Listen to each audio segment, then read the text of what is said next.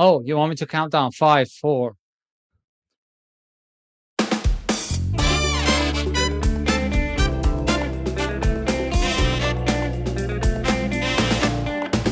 Welcome to a special anniversary episode of Talking Kotlin, where we are celebrating 10 years of the Kotlin programming language. It's honestly been quite the journey, and I'm very happy to have a co-pilot for this journey and my co-host with me, which is Hadi. Hey, Hadi. Hello, Seb.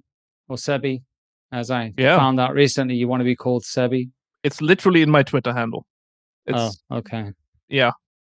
should it be anything new? Should it be Sebi NIO?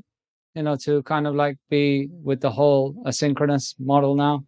I mean, maybe, but that's not a top-level domain, so I can't really register that one. Oh, the IO is for the domain. Oh, yeah, you you can go there and you can find a very outdated version of my portfolio. Yeah, so we do have a special episode today, right? We have everyone from the Kotlin community, all 10 of us. Literally everyone. We've been trying for 10 years to grow this community. And this is where we are, right? We did it. So should we go around and have everyone introduce themselves? Sounds like a great idea. Let's start with Justin. Okay. As you can see, my name is Justin Lee. I work at Red Hat on the Quarkus project. I'm primarily responsible for the Kotlin support there, and I work on various other Kotlin libraries. And I don't know. I've been messing with Kotlin since about 2011, actually. Early on.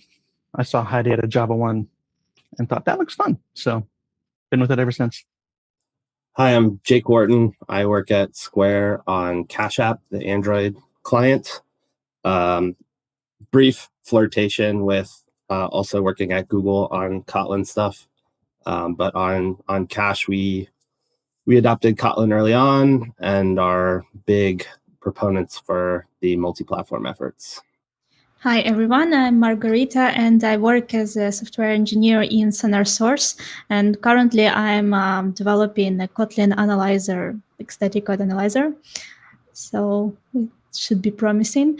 And before this, I was leading Kotlin community in Kyiv, Ukraine for around 3 years. We organized a lot of meetups, conferences, and that was real fun. And I am a big fan of Kotlin. Hello, everyone. My name is Pamela Hill. I'm an Android engineer from GoDaddy Studio. We used to be called Over Engineering. And I'm from Victoria, We're waiting South for a pun. Africa. It's a very punny place to work. I'm from Victoria in South Africa, so I might be representing the entirety of the Southern Hemisphere's Kotlin people today. I don't know. Am I? Yes, probably. Yes. Why not? Yes. Okay. I got a whole hemisphere to myself. Thank you. And Kotlin. I started learning Kotlin just as the Google announcement came through for the support for Android, and it has been a lifesaver. Hi, I'm Juan Dao. I'm an Android developer at Atlassian working on Trello. I've been using Kotlin since November 2016, and I love it. You might have seen me talking at Kotlin Conf sometimes, and sometimes interviewing people like Marguerita and Jake at Kotlin Conf when we used to do those things. Kotlin Conf, what is that? All right, and Brent. Hi, everyone. Brent Watson. I work at American Express. On the Android side, I also got started with Kotlin early. I was the technical proofer for the Kotlin in Action book that Dimitri and Svetlana wrote. So that's how I got started, kind of pre 1.0. And I run the New York City Kotlin meetup. So, Hadi, it seems we have an absolute all-star cast for today's episode. Yes, we do. Seb, do you want to introduce it? No, I'm joking. So, it's funny. We got Jake here. And one of the things that we wanted to ask you all was, like, how did you get into Kotlin? Now, Justin said that he got into Kotlin by watching me. Is that correct, Justin? Correct. I don't know if you remember. It was at a Java 1, and it was in one of the hotel rooms, the Hilton, I think. And it was this weird kind of, I don't know if you remember those hotels, but there was like labyrinthine passages, and there's this little tiny room off to the side. And there was maybe a dozen or two people in the room. It was a smaller room. But yeah, you were talking about Kotlin, and I've always kind of flirted with JVM languages, like Scala and Mira, Gosu. Phantom was not a JVM language, but I was flirting with a lot of different languages. And then I saw Kotlin, and it seemed great. It seemed like everything I wanted Scala to be without everything that Scala actually turned out to be. So I latched on pretty early. Yeah, I think they gave me the smallest room in the venue for that. Fools. Yeah. Who's laughing now? Yeah, exactly. But I could justify my existence now. You see, I could say that all these years of developer advocacy paid off because I got Justin into Kotlin. Now, exactly. And I was mentioning Jake because we all know that every time I would ask someone like, so how come you got into Kotlin? They're like, oh, I read Jake Wharton's paper. So Jake, did you read your paper, or how did you get into Kotlin?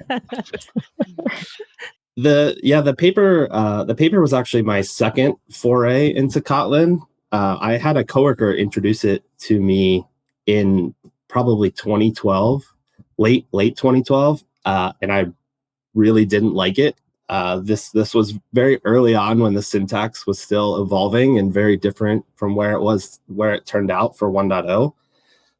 So it was a very brief look, and it kind of fell out of my mind completely until in 2014, Java was a little stuck, transitioning from Sun to Oracle. Java on Android was very stuck with Google having its hands tied, not really knowing how to evolve the language on the platform. And Kotlin sort of appeared on our radar as this thing that could give us the modern features of a language that we wanted and we saw other people using without a penalty that was so prohibitive, like something like a Scala or a Groovy would give you on Android. And the paper actually didn't take that long to write. I spent a day or two just diving as deep as possible, as fast as possible, because I just wanted to start using it. And nothing in there was specific to Square, so I figured why not put it out in the open and maybe allow other people to use it as a way to adopt Kotlin in their workplace. And it seemed like it worked. Yeah, thank you for that. So who actually here read Jake's paper? What? Oh, God. Do we get the wrong group of people that read Jake's paper? Right. Cut this part out. No. Juan, you read it, right? So how did you get into Kotlin? I got into it before. So actually I got it. I know the exact moment I heard about Kotlin. That was like March 2016 at DroidCon San Francisco, because our good friend Christina Lee was not talking about Kotlin, but she thinks she was talking about like React and UDF. And her code examples were in Kotlin. And I didn't think too much of it. I was with my friend and coworker Dan Liu, and we were like watching her presentation. He's like, "Oh, I think that's Kotlin." I was like, "What's Kotlin?" And so after that, I started learning more about it. And then actually, it wasn't until April, May, we got a few new team members on. And one of those team members was another good friend and coworker, Vishnu Rajivan. And he was the one who was like, "Hey, do you know about Kotlin? Do you want to try using it in the code base?" And it kind of just, I'm going to say snowballed from there. Basically like, hey, let's use it unit test. And by November, we were using it in production. So short and sweet. I did read Jake's paper, but after all that, just to give proper credit where credit is due. Are you going to give me any credit, or? I'll give you some credit. I'll give you some credit for trolling us the next year. Like I think I dragged Vishnu on Talking Kotlin with me, and I remember this was right before the Google I/O announcement, and Hadi was like, "Oh, I wonder if there's going to be anything interesting announced at Google I/O this year." And we're just like, we don't know. And then of course that was the year that Android started supporting Kotlin. So yeah. So I'll blame you. Is that same as credit? Yeah, it's about the same. It's equivalent. Works for me as long as my name pops up. I'm happy either way. It's all about SEO. Well, on this topic, actually, I do have to ask you, Hadi. You do have to tell us the very abridged version of how you got into touch with Kotlin at first, because I know people are going to ask in the comments. I've mentioned it, I think, numerous times. It was Andrei Breslav couldn't go to a conference, and he said, "Can you go and give a talk on Kotlin?" And it was like I had about 45, 50 days to learn Kotlin, the JVM and everything. And it was so bad that I was using C# conventions in my code. It was horrendous. Yeah. But I got the Justin, for your information, it was at OSCON. I got the largest room in the venue, around Oh, nice. 800 people, and about 8 people showed up. So pretty nice. Yeah. Well, estimation is a traditionally hard problem. So, Marguerita, do you also want to tell us a little bit about how you maybe got started? Because it's very exciting to see people, go from starting with the language in the first place to now you said you're working on analyzers for the language. That's quite a journey. Yeah, that actually was my dream job because I tried to introduce Kotlin in many companies that we worked for.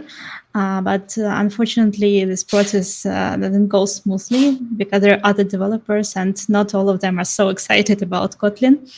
And my journey was started, I guess, in 2015 or something like this. I've heard about Kotlin and I heard something like JetBrains is developing new JVM language. And I thought, like, why do we need one more JVM language? And I thought like it won't be that great. But in 2016, there was a conference in Kyiv, and I heard a talk from Anton Keks, and I was so much impressed by his outfit. So I thought that the guy in such great outfit can tell some bullshit. So Kotlin is definitely something great.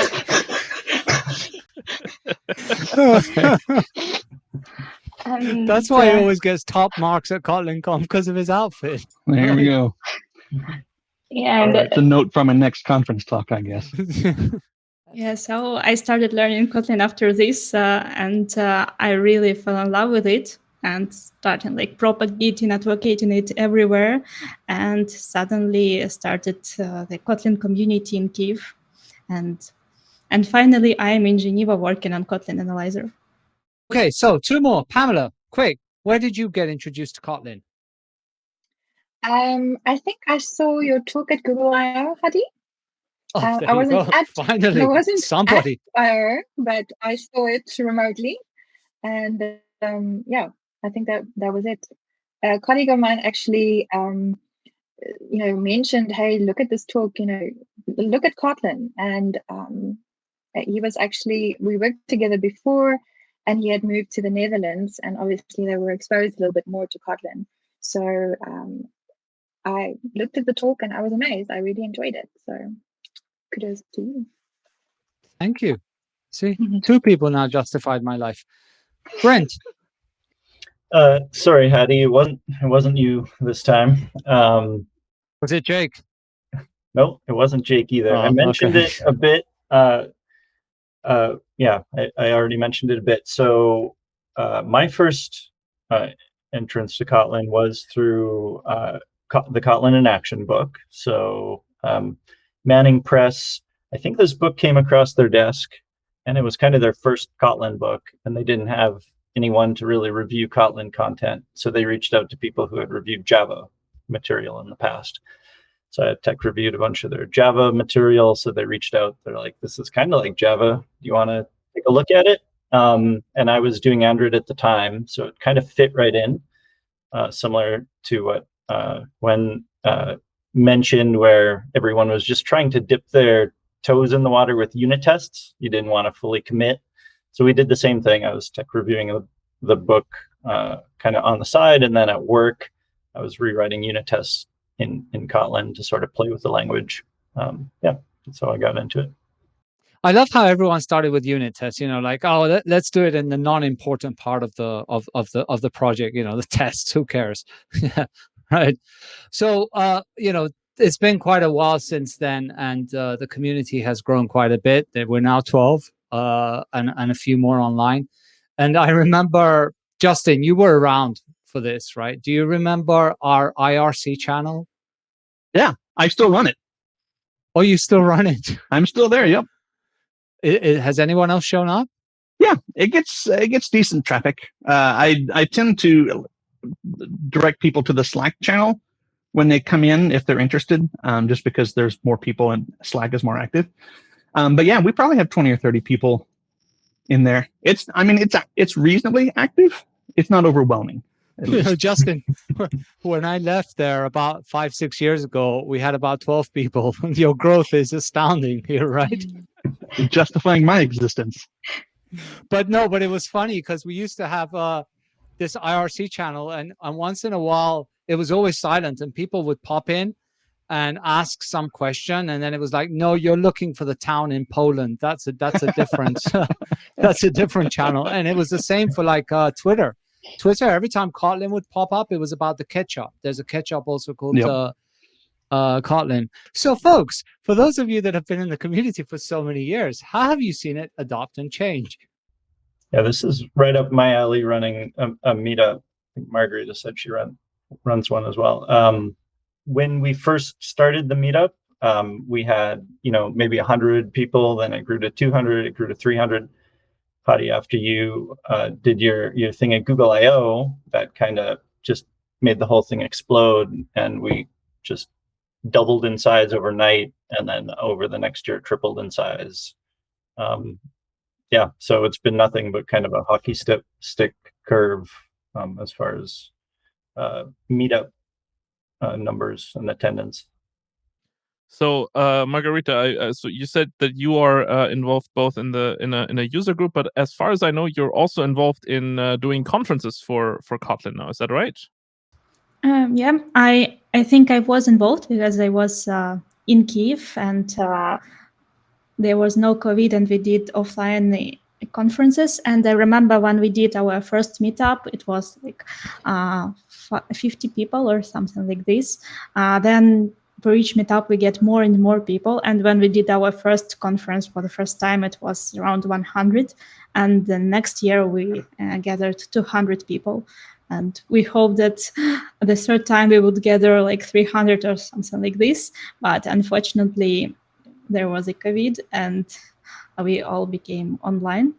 So, but there was really like great growth, and the interest also was growing, because like first year you're trying to find some sponsors, you're asking companies if they're interested, if they're using Kotlin, and like nobody really cares. Like it's not Java, we won't give you any money.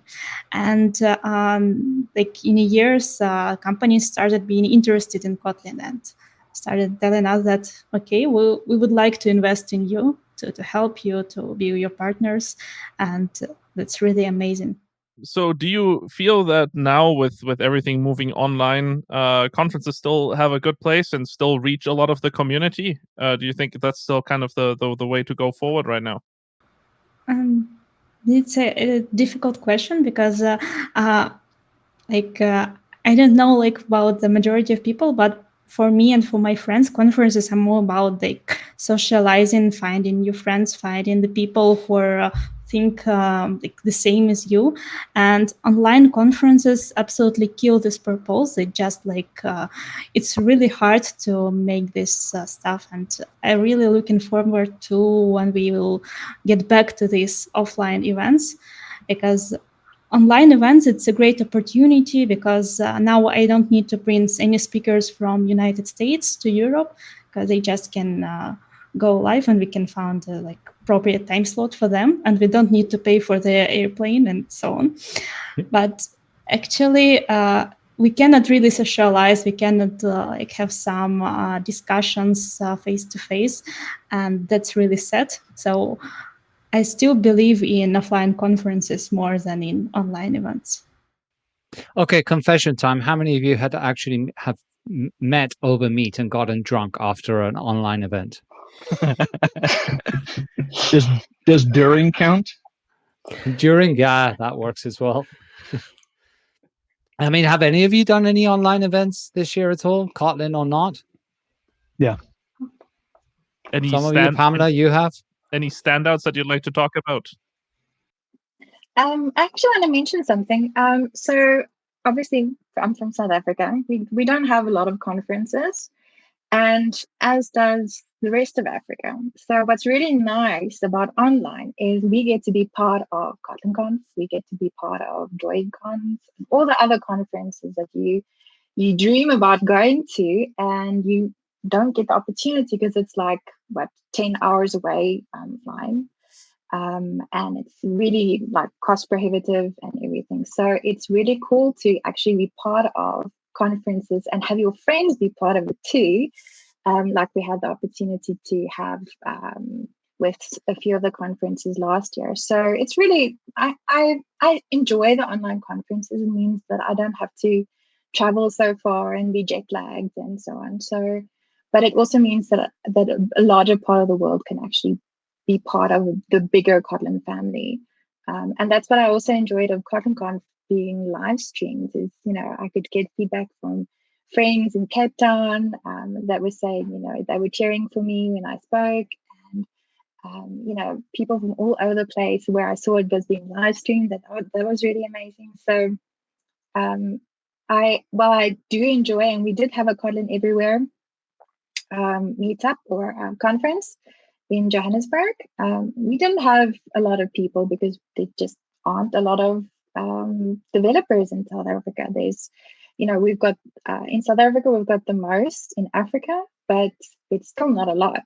And most of the people that actually came were Android developers, but we did have we had an Android track and we had a more everything else track, and both were really well attended. So, yeah. Well, that's actually really exciting. Yeah, it's always it's nice to see people come together, especially in connecting all over the globe, whether it's online or offline. I actually want to take us into a bit of a different direction and talk a little bit also about the growth kind of around the ecosystem and the way that Kotlin has evolved. And I'd actually like to start with a short question for Juan, because you've talked about the Kotlin standard library for a long time, and kind of also very in depth. And maybe it's also maybe I'm a bit personally biased now because I'm also doing the YouTube show on the Kotlin standard library Safari. Do check that out on our channel. Good plug. But yeah, I was just wondering how you feel, kind of how the Kotlin standard library especially, but also kind of the ecosystem around Kotlin has grown over time. Whether you kind of agree with the direction the team's taking it, a little bit in that direction. Yeah. Don't forget to say also to smash that like button and to subscribe and hit the bell notification on the channel. Sorry. That's right. Yeah. It's been really, actually, I think that's so interesting. So the standard library, I love. Like, I did actually watch several of your videos about some of the new functions in 1.5, and I was super excited. I'm also a big unsigned int fan. So in that sense, I'm very happy with the direction. This is actually pretty interesting, and I kind of want to, I'll answer that actually about Kotlin Multiplatform, actually. So it's interesting because I feel like in my career, I started out very hopeful about cross-platform, anything. When I started my career, I was actually kind of in the Flash world, and they were trying to get into like web and desktop application development. And being a young, naive person, I thought, oh, this is so cool. We're going to be everywhere. And like a lot of solutions, it didn't pan out for whatever reason. Probably due to Flash itself, but and like over the years, like seeing things like Titanium and like some of the other solutions out there, I've become very skeptical. And to be honest, I think with Kotlin, I've always like been like curious, but and like a little bit skeptical. So like when I first learned about Kotlin, I was like, oh, that's nice, it's a new language. But then when I kind of finally got a chance to use it, I got excited about it. Same thing with like coroutines. Like, oh, cool, asynchronous programming, we already do that. Like, what's this? Like, oh shoot, coroutines and structured concurrency are awesome. Let me adopt that. And I think the same thing happened with Kotlin Multiplatform. I was like, oh, that's really cool, but multiplatform.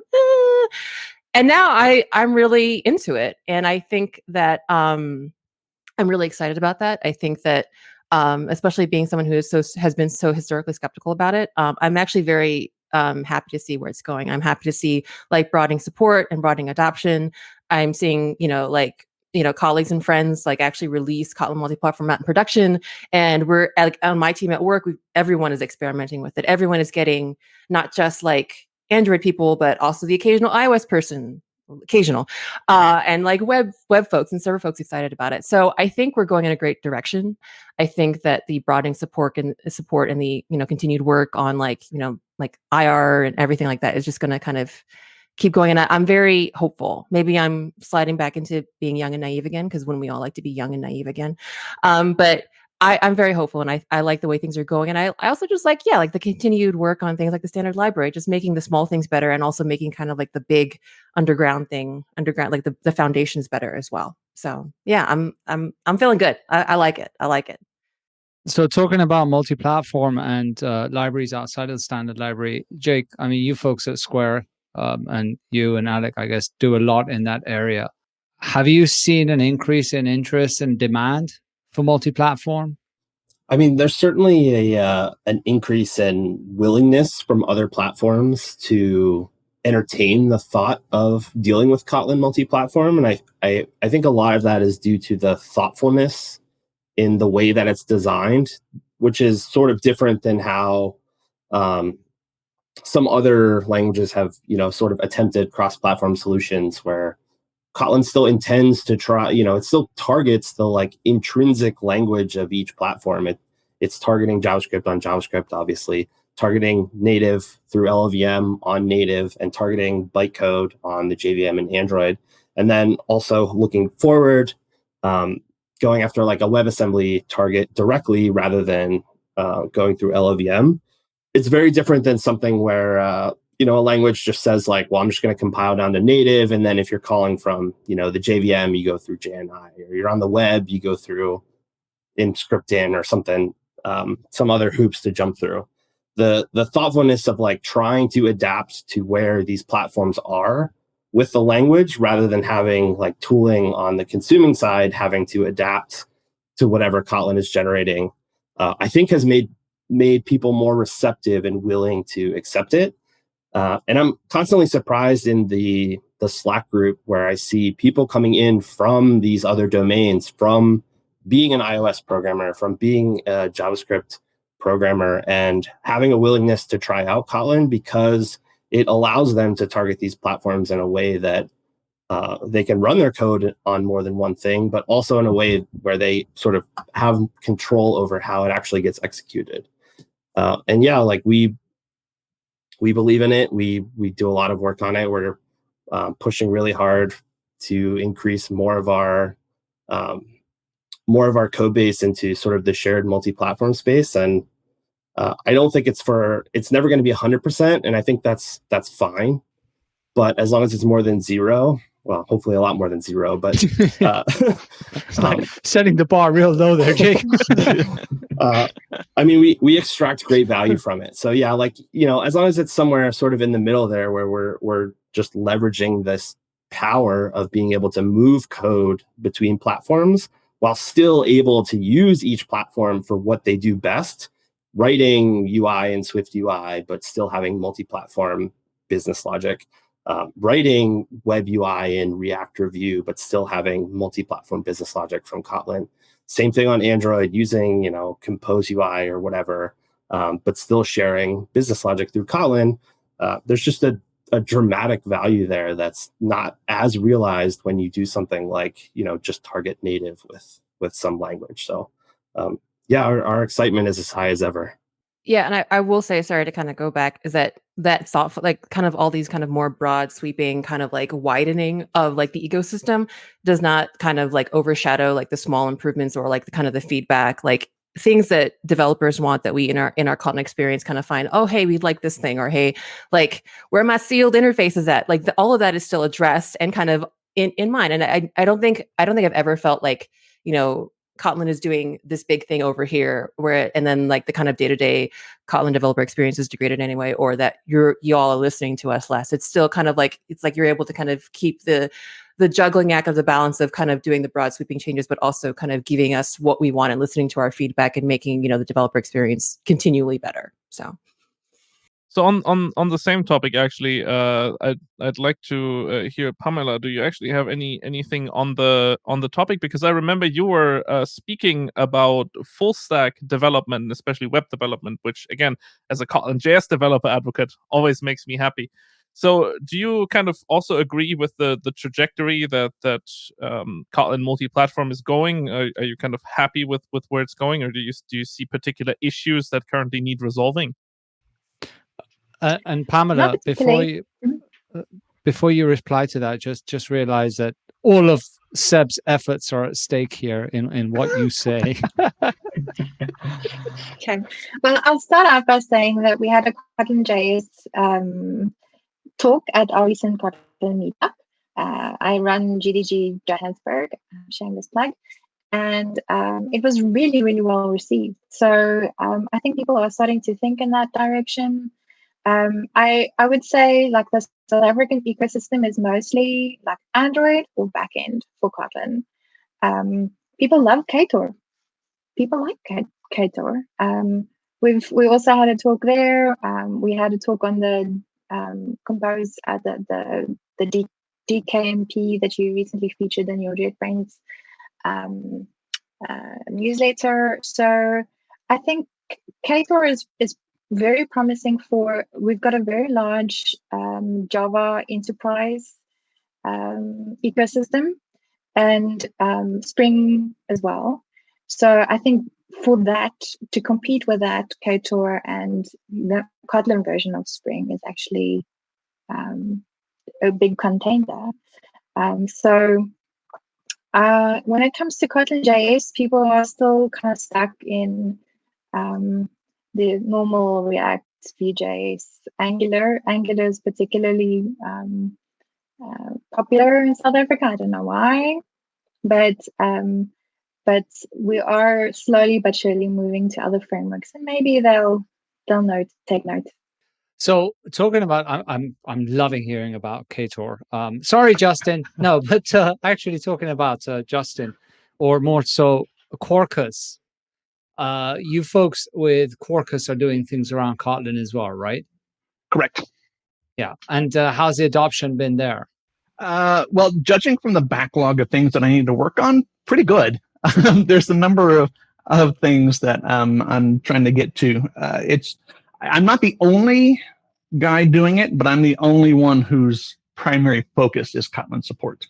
But increasingly over the last couple months, even a couple of the members of the team have seen like, oh, this is what it takes to do it here, and I'll just tweak it over here and we'll do it. And so there have been a number of features that have gone in that I did not have anything to do with, which makes me happy. But like we just landed coroutine support in your REST endpoints. So you just slap suspend on your function and you're off to the races.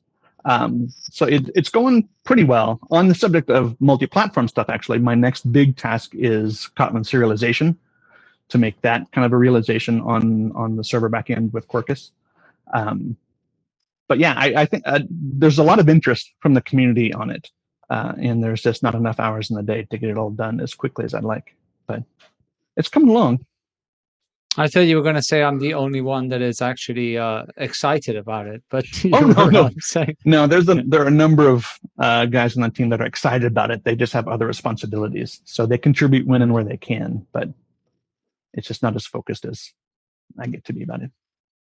So one of the very big topics I think that you can hardly avoid when you're talking about Kotlin nowadays is Compose, Jetpack Compose. So I wanted to ask maybe Brent, you folks at American Express, are you folks excited about Compose and maybe even about its multi-platform future?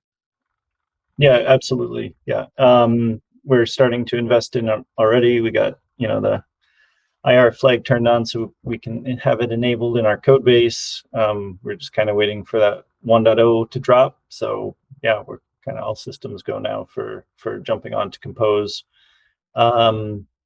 Yeah, very excited about it.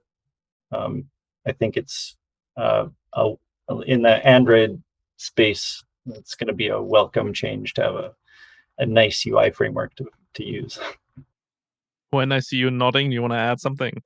No, I totally agree. And I guess I could have been a little sad as someone who kind of got my early speaking started, like showing people how to actually make the current view system work. I guess part of me is like, oh no, but I guess then I'll just have to shift over to doing Compose talks. But no, I think it is really exciting. We're similar, waiting for 1.0, but I'm actually arranging a big hackathon week for my team whenever it comes out. But yeah, it's definitely a big shift, and I think the fact that Compose is a Kotlin based framework is really exciting as well, and kind of just yeah, it just feels everything just feels very modern. Like after all these years of struggle and like getting the view system to bend to our will, it feels very apt that this new view system comes with Kotlin behind it. So it's cool. And for folks that don't do Android, namely Justin, put up your hand. Marguerita, put up your hand. There you go. Do you see like Compose being that final? I was going to say nail in the coffin, but no, it's the opposite of nail in the coffin. It's kind of like that step that would actually maybe end up competing with things like Electron for cross-platform UI development, or not? I think there's 2 points there. One is the approach that something like Compose for desktop that JetBrains is working on is taking, which is the material-based UI toolkit initially built for Android, ported to run on all desktop platforms. Certainly competes directly with something like what Electron is doing, what Flutter is even doing, and certainly is dramatically easier if you're comfortable with Kotlin than doing, sort of like a GTK or any Qt, like any of the other cross-platform UI frameworks. But I think it's also important that there's a distinction between the core of Compose and what Compose UI is, where Compose will actually allow you to target existing view systems, such as native ones that run on desktop. So you don't even have to potentially even switch away from whatever UI toolkit you're using, whether it's even like Swing, AWT. If you're on JavaScript, you can be targeting the DOM. JetBrains has the Compose for Web effort. On Android, you can target the old view system. On iOS, you can target UIKit. You can use the Compose core to target whatever UI framework you want because it's agnostic to that. And so, yes, you have the thing that lets you write it once and compile and run on all platforms. But if you don't want to have the trade-off where you lose the like native UI toolkit for whatever reason, Compose doesn't force you to. You just have to do a little bit more work. And I think that is like a hugely powerful thing that we're only starting to see be realized with efforts like Compose for Web. So it seems that this is going to be the next thing where we're going to have to correct people, just like with coroutines and suspending functions, making the distinction between compiler support and library support. I know the Arrow folks were always quite adamant that we specify that correctly. I guess Compose UI and Compose itself will be the next thing. You mentioned Compose for Web. Did any of you folks give the technology a try? And like, how did you feel about this? Are you bullish on this? Nobody tried it. Okay. I have tried it. I'm not a web guy. I write. But you're a Kotlin guy, so now you can be a web guy.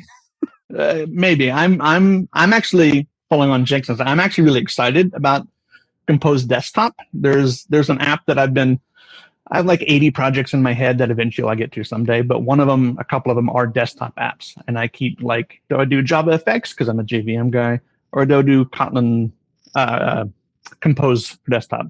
And I'm kind of leaning toward Compose because I don't ever get a chance to play with the multi-platform stuff, and it would be kind of nice to kind of branch out into some other areas.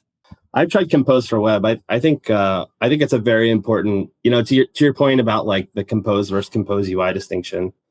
I think Google has dropped the ball really hard there, and so I think Compose for Web is like a really important thing to exist to prove out the fact that you can do things like target the existing DOM that runs in a browser with the same like declarative style of writing UI that you would only get if you were doing, JavaScript. So you could still write the Kotlin that you know and love, but target the UI toolkit that exists in the browser.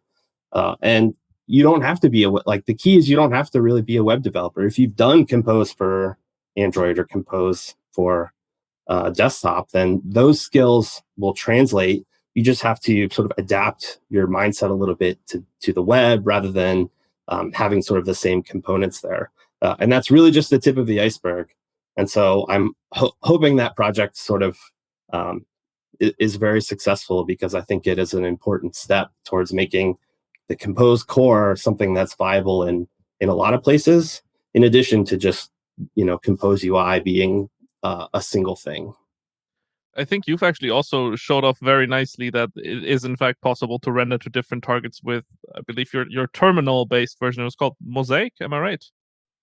Yeah, Mosaic was a port of a library called Ink, which is a JavaScript library, which does the same thing for like making pretty terminal interfaces with React.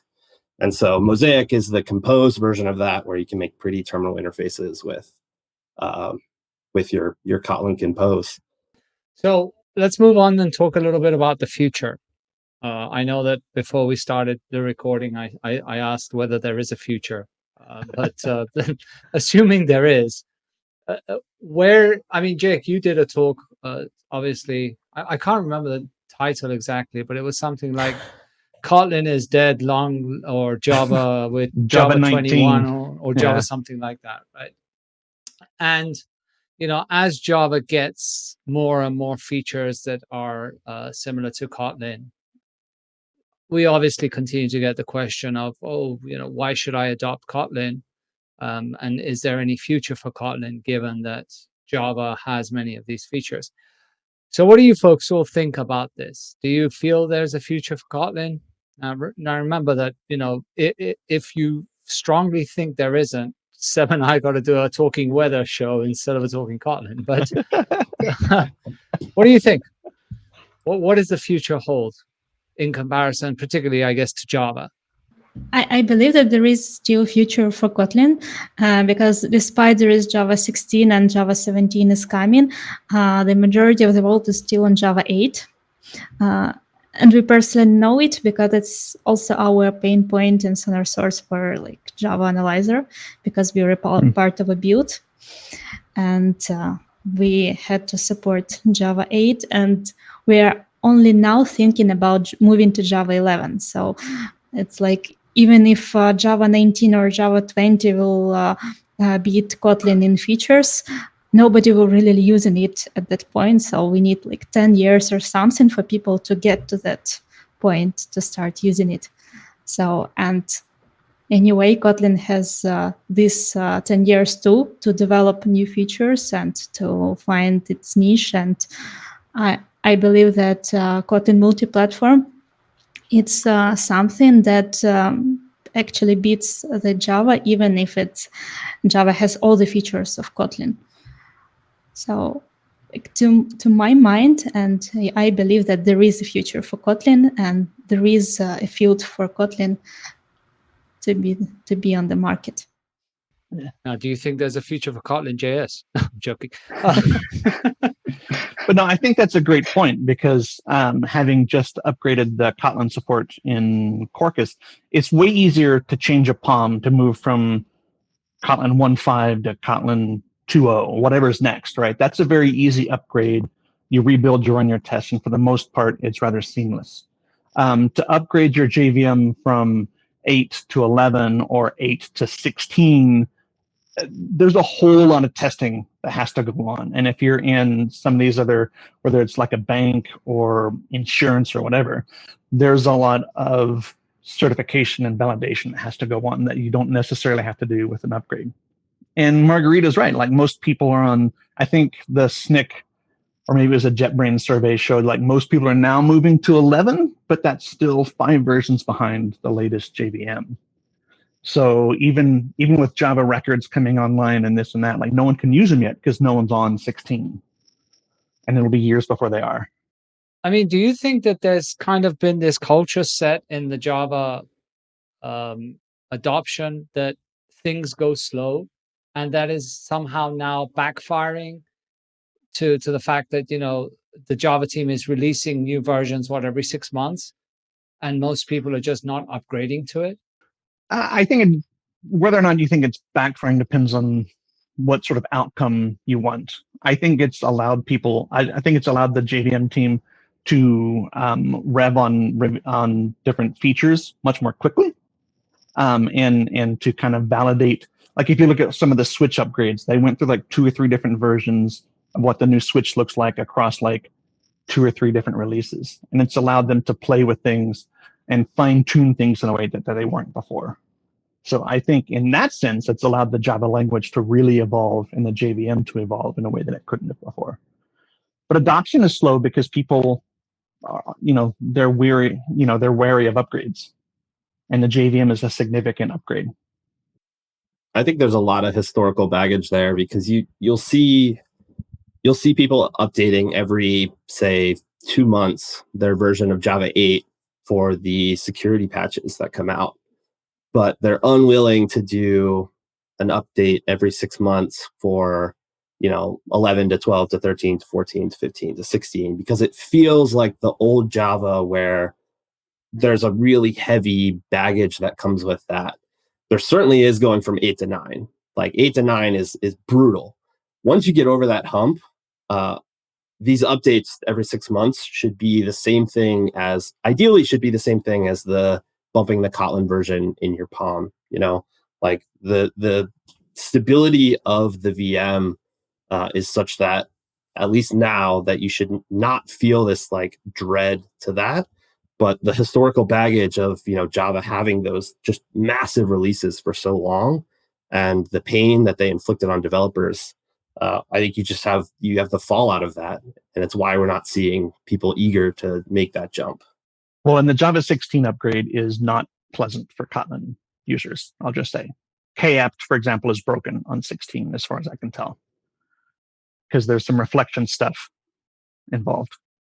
Yeah, I think as Java team is going to removing unsafe and because of this illegal reflective access exception, that's really hard to upgrade to the latest versions of Java, because some libraries that are using reflection that cannot just be run on Java 16.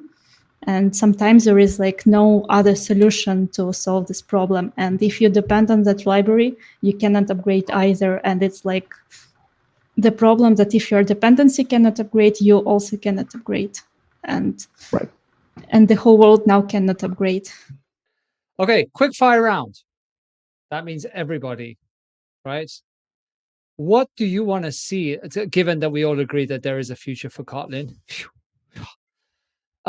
What do you all want to see in Kotlin 3.0? With the new compiler rewrite, I would love a compiler plugin, because I have a Kotlin source parsing library that can do almost everything I want except for type inference.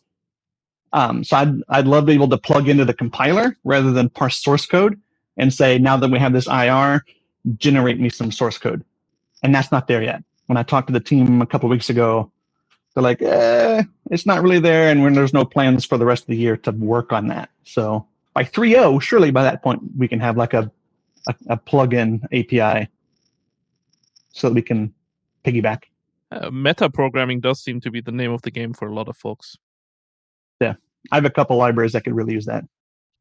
Yeah, it's funny you mention tooling, because I find the tooling good, and compared to many other languages, it's just fantastic. So the fact that it's good and you want to get better is great. But I think you hit the nail on the head with speed. I'd love to see some speed improvements. I'm hoping the front end IR is at then, because I feel the need for speed, as I think most devs usually complain about. So if we have that by 3, is that cheating to say by 3? Am I trying to draw out the actual roadmap numbers by saying that? I don't know. But anyway. But I will say what the other day Twitter said when they said, do you want the edit button? I just say, don't worry about speed. Just take life a little bit slower. Slow down. See life go by, every time. No. I think I have an answer to this question. I don't know if I would love to have it for 2.0, but as far as I understand, it's nice to have in 3.0. It's front-end intermediate representation, because as a static tool analyzer developer, currently I need to work with PCI and PSI and binding context to write rules and to traverse Kotlin tree. And that's not that convenient as it could be. Fair enough. Yeah, and I've seen there is work on front-end intermediate representation. I tried it a little bit, and it's working in very simple examples, but doesn't work in general case. But I believe it will be in 3.0. And will I get kicked off if I ask for a ternary operator? No, don't worry. We'll forward this snippet to Roman, and he will probably have a nice message for you. Yeah, it'll be NO. Okay, so who's next? Well, there's only Pamela and Jake left. I can go. I think that, it's really hard to say because it's many years in the future. So it's really hard to say, but I would like Kotlin to really keep relevance at its heart. So to think about what are the other cool, smart kids on the block doing is important. But keeping that heart of Kotlin of conciseness, but readability, but comprehensibility, but all these things that we like about Kotlin, keep that at heart, but also keep relevant with what other languages are doing and are being loved for. So it's not a specific answer, but it's just staying relevant. Yeah, for me, I think I don't have one specific answer either. But a thing that I feel a lot with Kotlin is the influence of the JVM and compatibility with Java, and it holds back a lot of the language features. I guess what I would like to see is the recognition that JavaScript and native doesn't have a lot of the limitations that the JVM has. Thinking to things like on the Kotlin survey that came out just the other day, union types was on there, which is something that the JVM has a potential to model 5 years down the road in an efficient manner, but currently does not. You either, box to a sealed class, or you just do an object and instance ofs or whatever. And I feel like this is not a problem, or it's certainly less of a problem on JavaScript, not at all a problem on native. And it's something that would really enhance a lot of Kotlin. You see fake union types show up in libraries like coroutines and serialization. And so just in general, not to focus on union types, but even things, like overloading functions based on return type is not possible because that's not something Java can do. And things like that, you just feel a lot of Java's influence on Kotlin, the language, that I would like to see massaged out over time. And a lot of that, I think you can only do through breaking language changes, which would have to come through major versions. So nothing specific, but just an eye towards now multi-platform and the capabilities of these more powerful platforms being sort of honored in the language features that Kotlin gains. Interesting. So would it be fair to say that you want a future in which when someone thinks about Kotlin, they don't think about a JVM language? I still think compatibility with Java is very important. I just think a lot of the language features are designed with a little too much Java compatibility in mind that might hold them back from, just being a really great language for any platform rather than being a really great language for the JVM that also compiles to JavaScript and native. Well, I think we are almost out of time today, but for the last little bit here, I actually want to shift our focus from the future of Kotlin to the future of Kotlin programmers. So if there are any people out there who are currently, thinking about joining the Kotlin community or are joining the Kotlin community right now, learning, getting up to speed, do you have any kind of advice for them or some encouraging words maybe for people who are on the fence of trying Kotlin? One of the most important things for me as a developer throughout my entire career, not just with Kotlin, but with Android and my Flash time before that, was community and openness and access. And I think that I've had success in my career and the ability to kind of delve deep and do cool things because of I've just happened to be on platforms where there's a lot of openness of communication, openness of direction, and also just communication between the people developing the thing, whether it's the platform, the language, whatever, and the developers that use it. And I think that, if you're out there as a developer and you haven't started Kotlin, it's easy to find people, whether that is other developers who are using it just like you are, kind of in the trenches, but also being able to find, posts and, forum conversations and Slack conversations from the JetBrains and Kotlin team themselves. And they're out there and they're there to answer questions and take feedback and to, again, make this like a kind of all hands on deck, everyone involved progress and evolution of the language. And that's very valuable. You don't get that everywhere, and it can feel very isolating and also difficult sometimes getting into a platform and feeling like you're just like someone who has to like do the thing or follow the rules or just have no insight or access to what's actually going on under the hood. And I think that's really valuable. I've enjoyed it in every single platform that I've used that is a case for, and Kotlin is very much in that case. So it's a great place to be, to learn and to try new cool things. So yeah, there you go. I would agree with that. I would say that one of the greatest things about Kotlin is the community is like super friendly and super supportive. And that's not my experience with some other languages, I'll just say. But I would also say that to add on that, there's a couple of other points. Touching on stuff we talked about earlier, you get kind of more modern advanced syntax sooner than you would on the JVM. Like back in the day, like you could do closures and lambdas on Android with Java 6 because the compiler did funky stuff. So if you can't use Java 19 today, you can use Kotlin 1.5 today, right? And still get these advanced features. And so that, for me, that's a perk because I get to play with fun stuff. But I would also say, even if you can't use it in your day job, it's worth learning because I think every time you learn a new language, you learn to think differently. And learning Kotlin helped me write better Java code. It helped me think about problems through in a different way. So even though I had to write it in Java, I learned to express things differently. So anything you learn makes you better at what you're already doing, even if you don't get to use it as much as you'd like.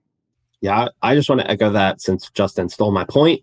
I'll just, +1 to that. If you're thinking of trying Kotlin, just try it. Even if you ultimately end up don't becoming a Kotlin developer, there's just invaluable lessons to be learned by trying different languages, seeing how they model things, seeing how it forces you to think about how you build things. I am dramatically better as a programmer as a result of playing with Swift and Rust and Go. I don't program those languages day to day, and I'm actually pretty bad at most of these other languages. But in Kotlin, and also in Java, I now think differently about how I do things like ownership. The compiler doesn't enforce ownership in any way in Kotlin, but languages like Swift and Rust are very strict about it. And just having those things on your mind. And so coming from, like a dynamic language into something like Kotlin, you might start thinking about things like types and nullability and how you can introduce those into the language that you may end up in a manner that's more safe. And so no matter what, there's just invaluable lessons to be had by trying something different. And Kotlin is a language that's feels very modern. It's evolving fairly rapidly. And so, you really have nothing to lose by at least trying it. And you're probably going to like it. I mean, the community has exploded in the last 10 years from, 1 to there's like 40,000 people on the Slack now. It's an impressive language, and no matter what, you're probably going to enjoy your time with it. And if 40,000 people are too much for you to join, you can always join Justin's 30-person IRC. Come over to IRC. It's very low key, very welcoming. I can say a few words because some of my points were already mentioned by Justin and Jake. But what I can say that I learned Kotlin, I guess, in 2016 or something like this. But I started being paid for writing Kotlin code only this year. And I never regret that I learned Kotlin, because before this, we've been writing in Java, in Scala, in TypeScript, JavaScript, and a little bit Python.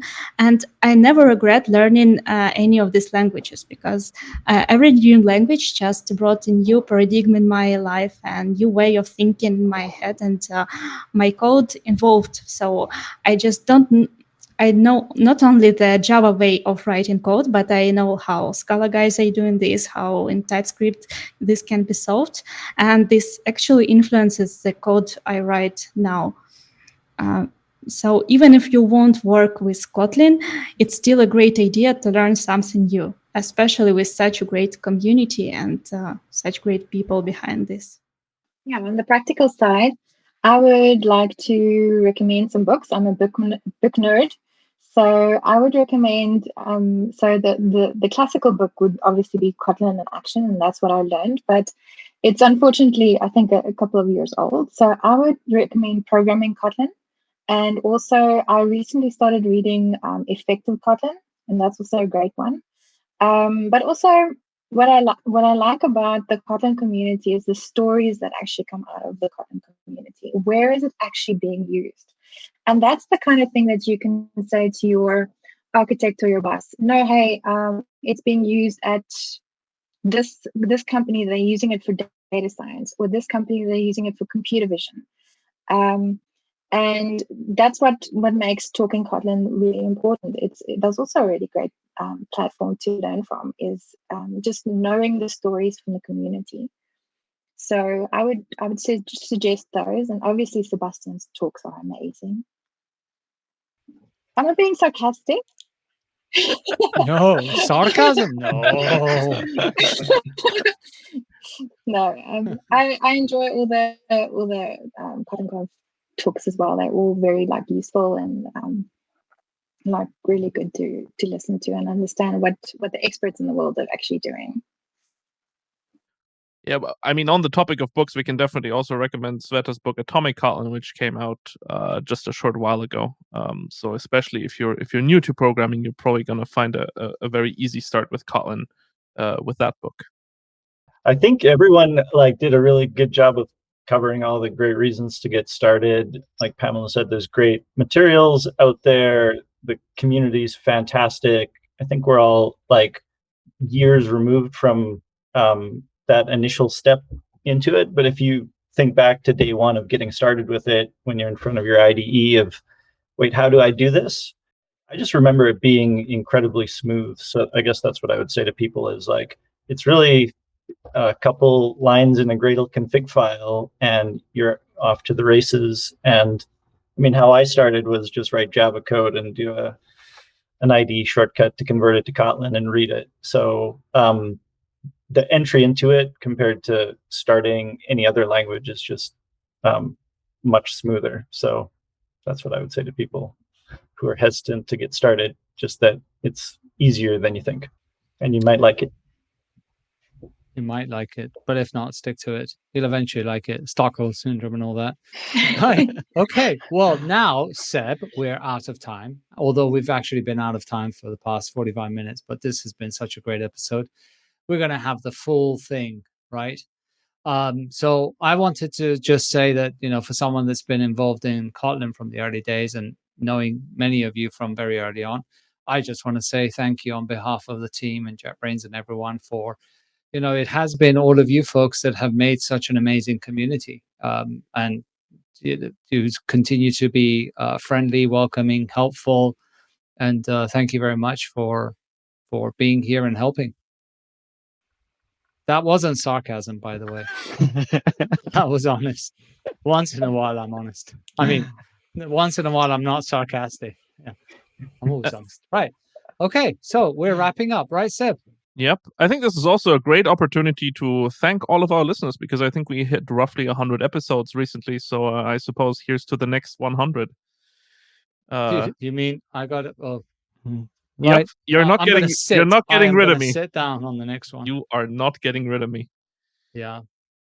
All right. Well, thank you so much, everybody, once again for coming on. We hope, of course, to check in with you folks at a later point. You're, of course, always welcome on Talking Kotlin. And yeah, I guess it's time for us to say goodbye. Yes, and don't forget to hit that bell, bell subscribe button. This directly influences our rewards. So yeah, that's right. Like, subscribe, bell, the whole shebang. Yeah. So, Hadi, do you think in 10 years we're still gonna be doing Talking Kotlin?